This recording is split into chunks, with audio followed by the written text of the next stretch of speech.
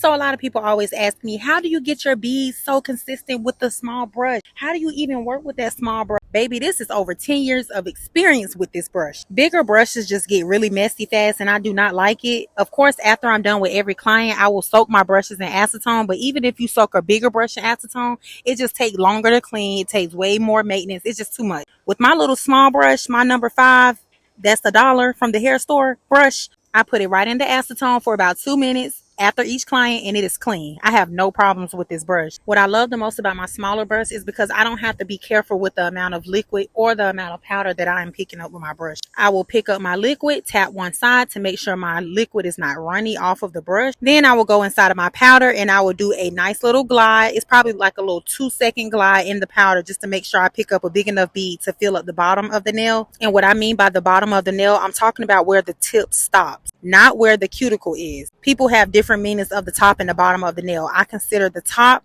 the cuticles, the bottom the tip.